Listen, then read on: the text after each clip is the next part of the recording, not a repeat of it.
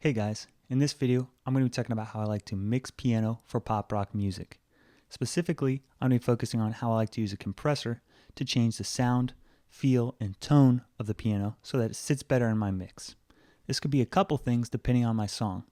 Maybe I want the piano to be up front in the mix and really cut through the other instruments and be in the forefront of the music. And I'll show you techniques you can use with the compressor to do that. Or in other situations, you might want the piano to sit back further in the mix, and I'll show you how to do that as well. I'll also talk about EQ techniques if you want your piano to sound a little bit brighter or darker. It's pretty straightforward, and it depends on the style of music and the song you're going for and where you want the piano to fit in with all the other instruments. I'll also talk a little bit how you can EQ the piano so that you'll have space for your vocals to fit in as well. So let's get started. Here's a song that I'm going to be showing you the piano with. I've got pretty much a straightforward setup for pop rock music. Drums, electric guitar rhythms, acoustic guitar, rhythm guitars, then electric lead guitars, bass, and finally over here is the piano that I'm going to be focusing on.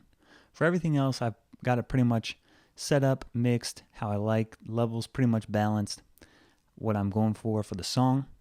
Then the piano right now, I'll play it back and you can hear how the piano sits in with the other parts of the music. There's basically two parts that I'm going to be showing you. There's the intro part where the piano is featured along with some acoustic guitars. And then there's another part where all the other instruments come in. You hear the drums, the electric guitars, and things like that. So I'll play it back and you can listen for those things.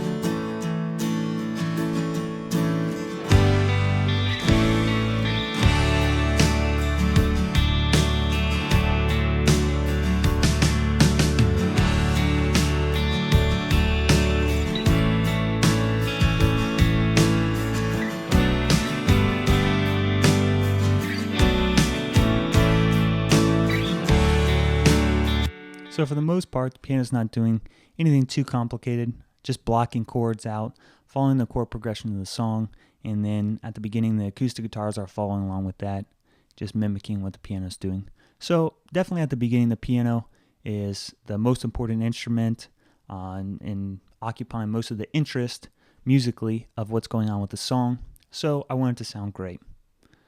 Let me go ahead and start showing you how I'm going to process it. I'm going to be focusing right now at the beginning on different techniques you can use with a compressor to change the sound and feel and tone of the piano. I'm going to be using this compressor right here from Waves. It's called the H-Comp because I'm using it because I like some of the controls and the features on it. It's very versatile, and for the different techniques I'm going to be showing you, it can accomplish all of them very easily, and hopefully it's very intuitive to you to hear what's going on. The first technique I'm going to be talking about with the compressor is how to achieve a nice sharp attack or fast transient sound that makes the piano sound very punchy and really emphasize the attack or transient of each of the individual notes when they're played. This is a very conventional or typical sound for pop rock music with the piano, where you want the piano to be very punchy and very and be able to cut through the mix. So the technique I'm going to be using has to do with the attack and release controls of the piano. And if you're not really familiar with compressors that much, there's some basic controls. You have a ratio control that you'll see. These are the controls you'll see on almost all compressors. The H-Comp that I'm showing you here has some extra ones I'm not really going to get into. But you have a ratio, and you have attack, release, and threshold. Then you also have a makeup gain up here, the output. It's basically a volume control on the output. These are the things that I'm going to be using. So the thing that the ratio sets is how much compression. A compressor is basically a dynamics kind of processor, or changes the volume of the signal depending on the input of the compressor. So if your signal's loud, then it might be processed differently than if the signal's quieter. And how the compressor determines how it's going to process it is based on the threshold right here. So if the signal goes, the level or the volume of the signal goes above the threshold, that's what the compressor starts to do things like reduce the gain of your signal. But if your input signal is below the threshold, then the compressor won't process it. So you can do some pretty cool things with that by playing around with the ratio and the threshold and the attack and release. So the attack and release do different things. They shape how the compressor responds over time. So if you have a fast attack, what that means is as soon as your signal goes above the threshold, the compressor is going to immediately start performing gain reduction. If you have a slower attack, that means that's the amount of time that the compressor is going to delay until it's going to start doing the gain reduction. So again, fast attack, as soon as your signal goes above the threshold, it's going to do gain reduction. Slower attack, this is the amount of time that your compressor will wait after the signal goes above your threshold to start doing gain reduction. So what I'm going to use this attack for is to allow the transient or the initial hit of the notes to go unprocessed through my compressor, but then after they go through, squash the sustain of the notes to emphasize that initial transient. So I'm going to start out with a fast attack. I'm going to set my ratio here on something maybe about 6. This is maybe a little bit over exaggerated, but hopefully it'll allow you to hear what's going on. Then I'm going to play around with the threshold and the attack controls. And what I'm going to try and do is sweep back the attack so you have an opportunity to hear how the compressor responds to the input signals and how it delays, by using the attack control, how it delays the gain reduction that's being performed. You can listen how you can use it to shape how much of the transient goes unprocessed and really control how much you want to emphasize that initial hit of the piano.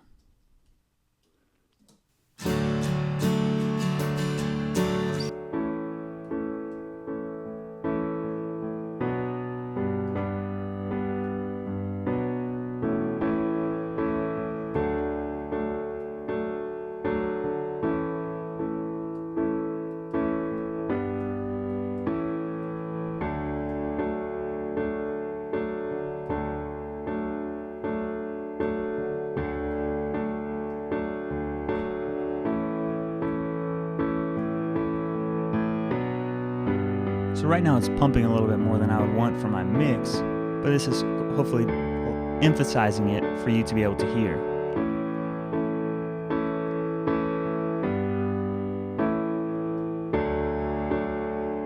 Bypassed.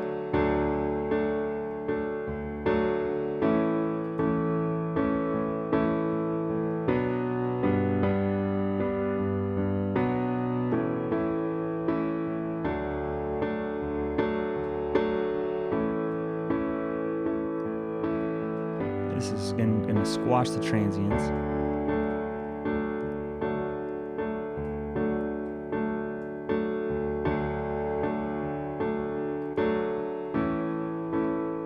So in bypass mode, you're not really emphasizing the transients or the attack.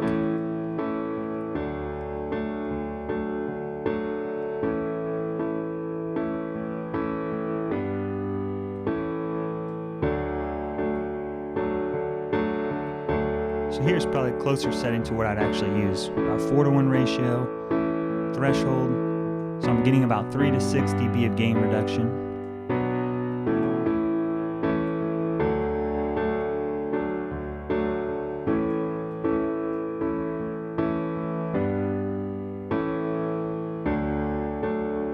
And so that's basically how you can use the attack control to allow some of the initial impact of your piano to go through and allow the piano to cut through a little bit more because the transient is emphasized. Next, let me talk about what you can do using a fast attack and release, and then playing around with the release control to kind of compress just the transient of your signal and allow the tail to pass through. What that's going to do is, rather than have your piano cut through your mix with a sharp attack, by compressing the attack, what it's actually going to do is sit further back in the mix. So this time I'm going to use a fast attack, and again, play around with the threshold, and then start out with a fast release, and then back that off to find the amount of time that basically squashes enough of the transient so that it kind of dulls or mutes or just changes the tone or the sound of the piano a little bit so that it's not as sharp or cutting through the mix.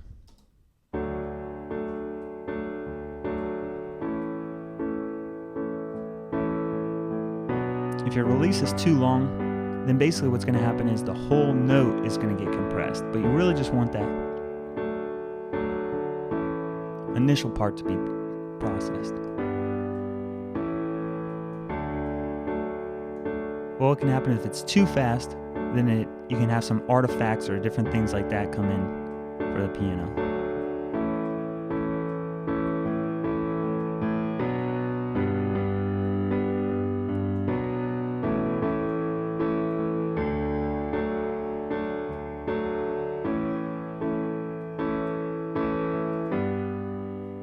Bypassed.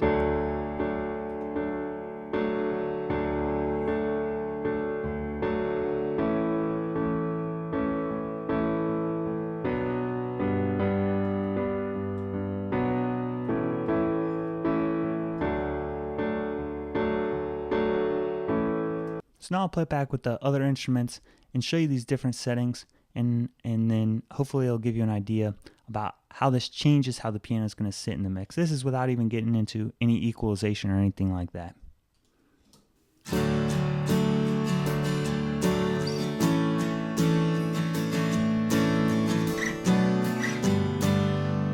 So right now I've got it processed so that it's going to be pulled back in the mix and sit behind the acoustic guitars.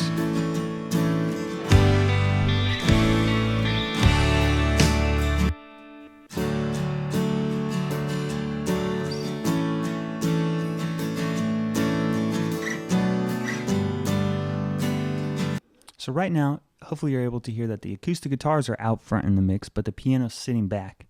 I can go back to that original setting that I had where I had a slower attack, and I was emphasizing more of the actual transient of the piano, and you can hear how then the piano is going to cut through better from the acoustic guitars.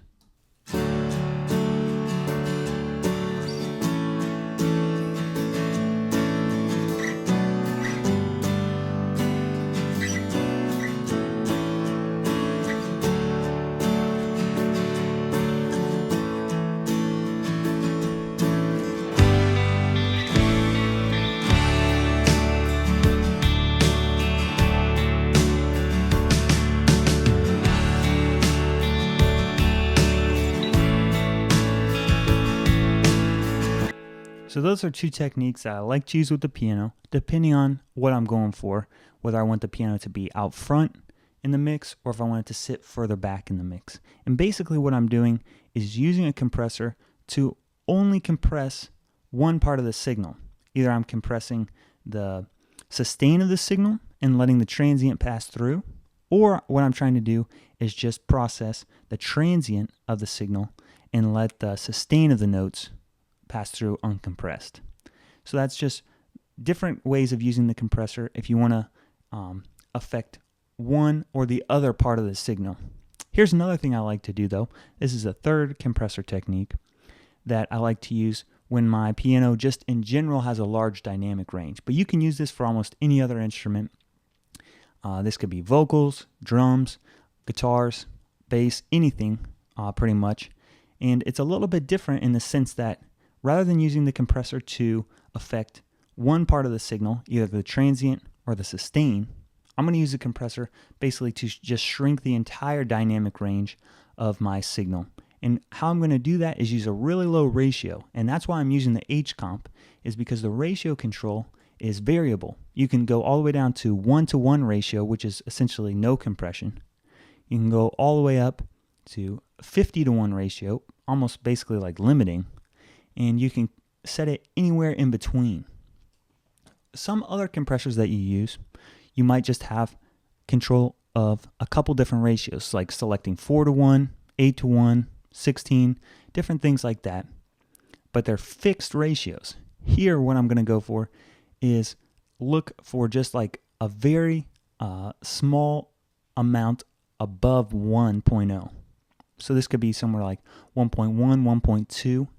Then what I want to do with this is use a really low threshold. So basically, the entire signal is going to get compressed, but just by a small amount.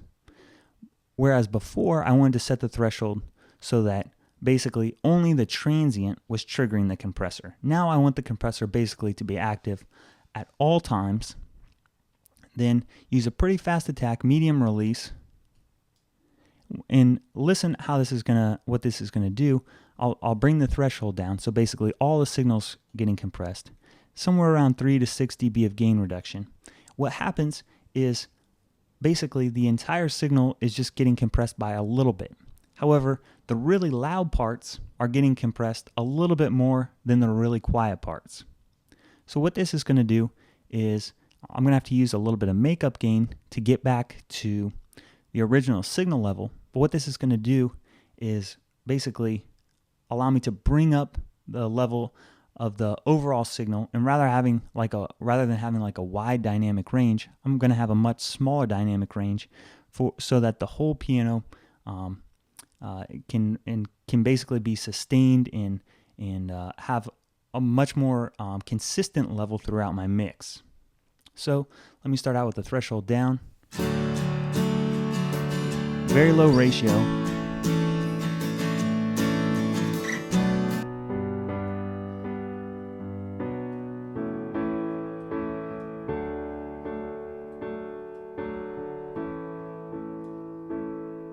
So you think, my threshold is very low here. Basically, all the signal from the piano is going above the threshold. But what I'm doing is just with a really low ratio, what I'm able to do then is squash the entire dynamic range without it being too obvious that I'm using compression. So what can happen if you have a too high a ratio and you just compress the whole signal is that it doesn't sound natural. But by using a really low ratio, it's very subtle, but what you're able to accomplish then is that the level of your piano is much more consistent, especially if you have someone that's been playing and it's a little bit all over the place. Your loud parts are too loud, your quiet parts are too quiet. So let me play this again.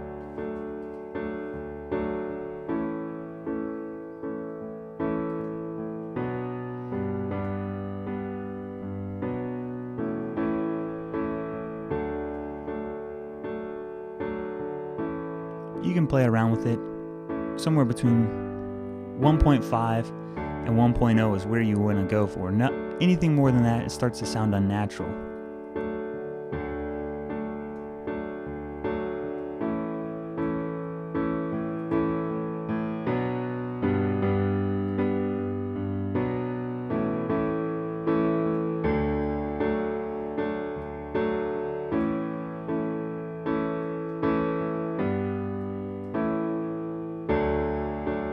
So now I'll play it back in my mix and you can hear how it sounds.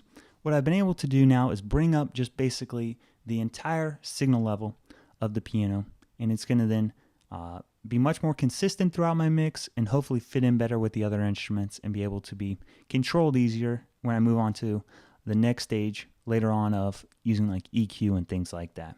So here it is.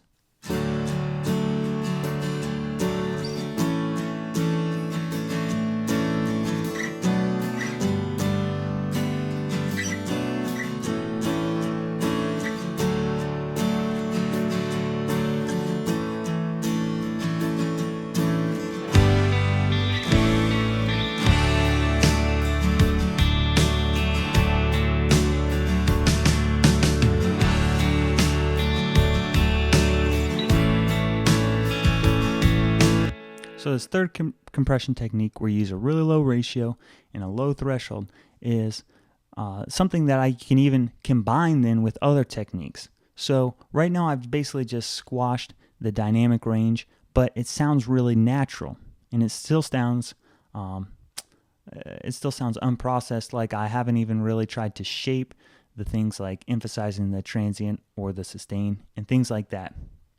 So this technique is something that I might use just as the initial processor in my signal chain to just control the level, if that's all you want to do with your compressor to begin with. So depending on what your goal is, you might choose these different techniques. If you want to control the level, if you want to emphasize it or have it process it so it sits better in the mix, either out front or back in the mix. Those are 3 techniques that you can use. I want to move on and show you a different compressor that I like to use. I'm going to go ahead and leave this, maybe back it off a little bit on the threshold. And I'm going to leave this up and show you how you can combine this kind of compression with a very low ratio with the other kinds that I was showing you before. The compressor that I like to use for piano is this SSL comp. It's the G Master bus compressor.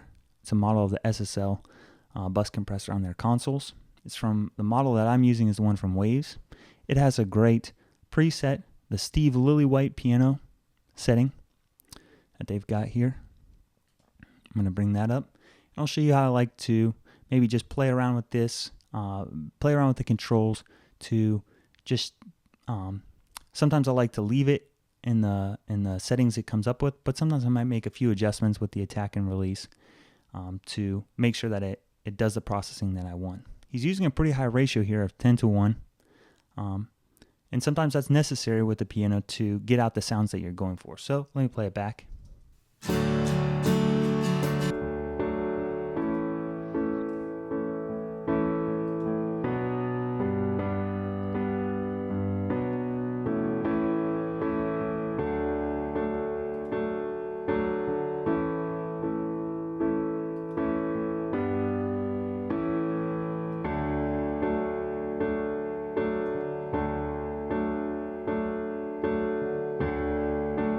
So because I've got that first compressor, the H comp, still going, back it off a little bit.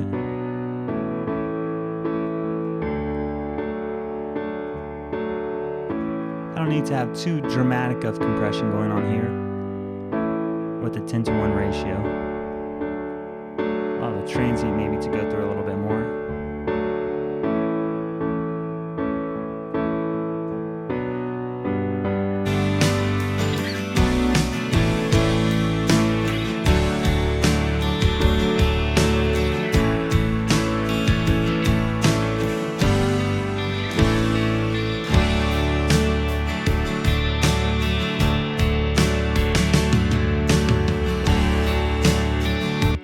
So without even getting into any EQ or anything like that, I'm already getting my piano to sit better in my mix just by using compression.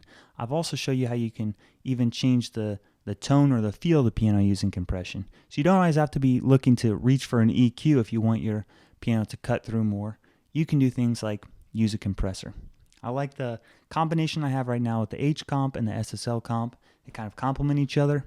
Next, before I get to EQ, what I want to demonstrate a little bit is this cool plugin that I like from Waves. It's the S1 Imager.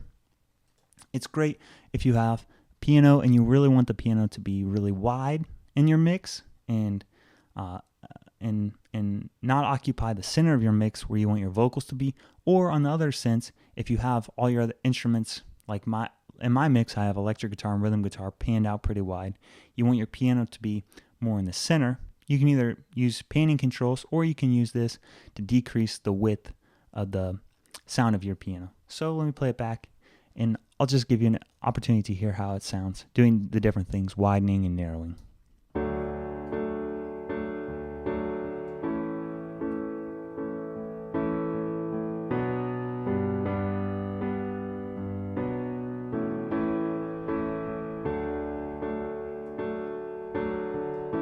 And then I'll show you how it basically changes the feel of the piano when there's other instruments involved too.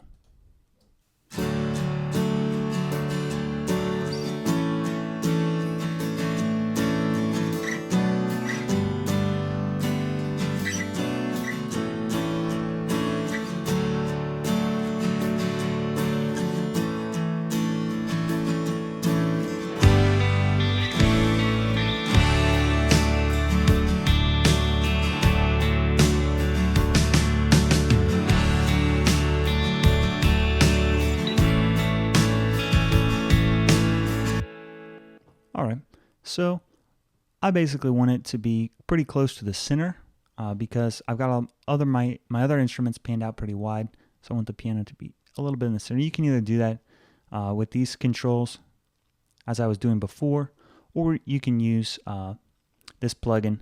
It's mainly used if you want your piano to go wider than possible with the 100 panning settings in your DAW. So let's get to EQ now. This is where you can just do subtle things to brighten up the piano or darken it, depending on your mix. So right now I've got the SSL E channel called up, and I'm even using their preset, the piano one here. And I'll play it back and then activate it, and you can really hear how now the piano is going to jump out in the mix.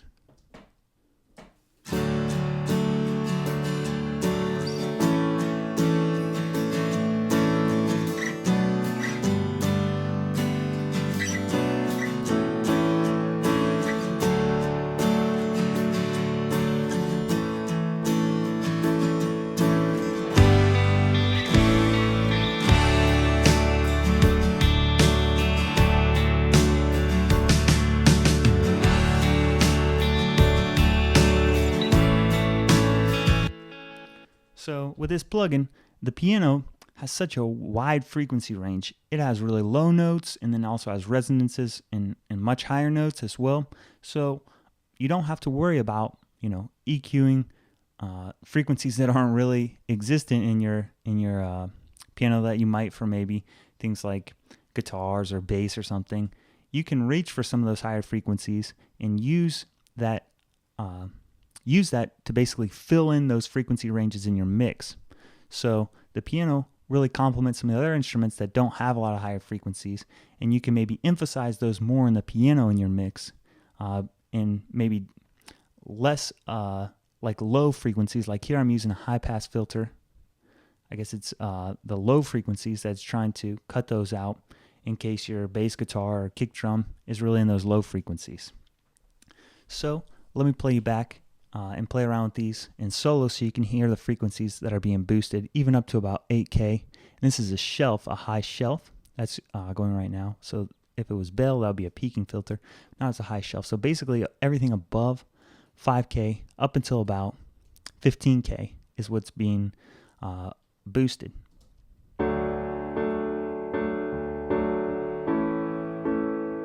And that's really where the air of the piano is in your mix. And here around 3K, to me that's a frequency range where it starts to go either bright or dark for a piano. So you can darken it up by pulling out around 3K, or definitely sharpen it, brighten it up if that's what you're going for.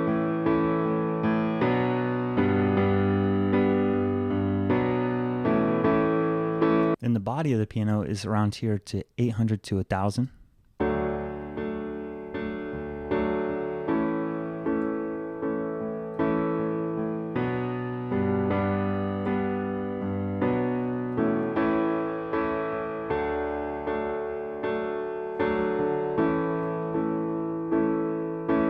And I really like how the frequencies were selected for this preset, because basically all you have to do is just reach for the gain knob, depending on what you're hearing. If you're hearing too much bass, just pull out this one, and by being right around 200, that's exactly the frequencies that you can take out. This is where the body of the piano is. This is where basically the bright or darkness of the piano resides.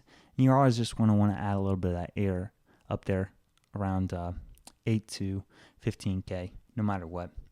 So that's the EQ that I'm using. One thing that sometimes I'll do is I'll have a plugin like the REQ. This one I've just set up, and sometimes I'll use it depending on my vocals that I've got in my track. Right now I don't have any vocals going on, but sometimes I'll have a plugin like this set up. Right now I have it around 500 Hertz, and I'm just using a single peaking filter that I'm just using to scoop out the mid-range here, where it would help make space for my vocals to cut through my mix around 500 Hertz. So play it back and you can hear the difference.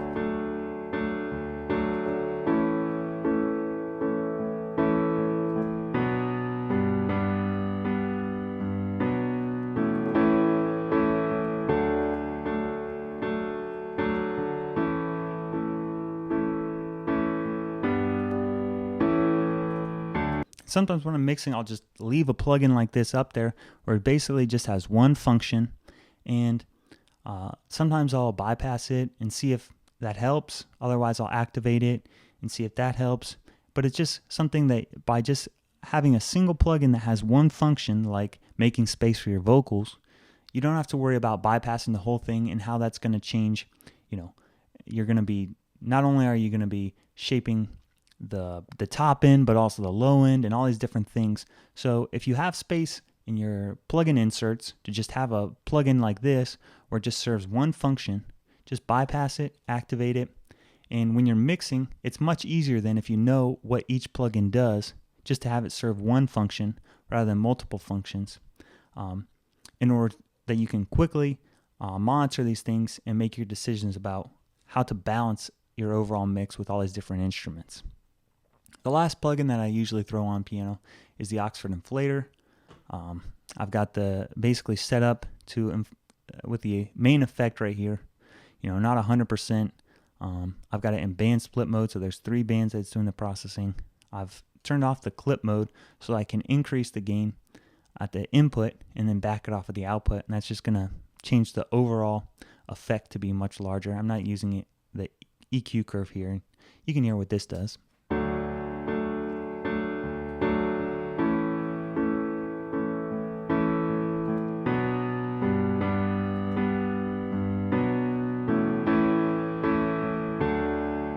The Oxford Inflator, it's really difficult to describe what it does, but it basically just breathes life into whatever signal goes through it. It makes it come alive and helps it just sit better again in the overall mix. So what I'm going to do is go back through all these plugins, play you back what they're doing, and hear how that, in order, really change and shapes the sound of my piano.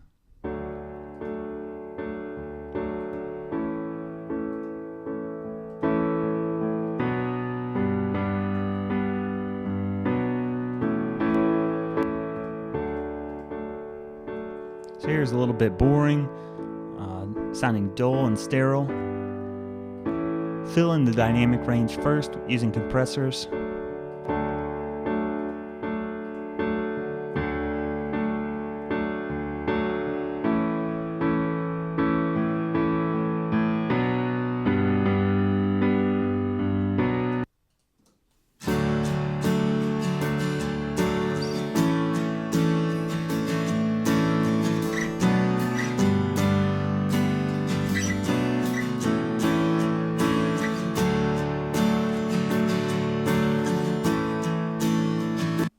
So I guess the final point that I want to make is when you're thinking about doing processing on the piano, especially, I found that a lot of times in the past, as soon as I would pull up my piano and try and mix it in with the other instruments, a lot of times I'd be like, oh man, it's not cutting through. I need to reach for an EQ and I really need to brighten it up, and I need to find those frequencies that help it just punch out of my mix. In reality, what I should have been doing and what I recommend is trying to start out with a compressor and see if you can shape the dynamics first so that it cuts through the mix, if that's what you're going for. And then when you add in that EQ, you don't have to worry about just shaping the frequencies so that it cuts through the mix. Rather, you just have to use the frequencies to just subtly change the tone of the instruments with the EQ. So that's how you can use a compressor and EQ together to better accomplish what you're doing without getting too extreme with any of the kinds of processing that you're doing. That's all I've got. Check out my other videos if you want to see other techniques for different instruments, and I'll have more videos as well about how to compare different kinds of piano virtual instruments and different ones that you can select, and hopefully give you a better idea about how different ones sound, and then also other techniques, less conventional techniques rather than just EQ and compression, of what you can do with pianos. So I'll just play it out and let you hear how the piano is sitting in my mix now.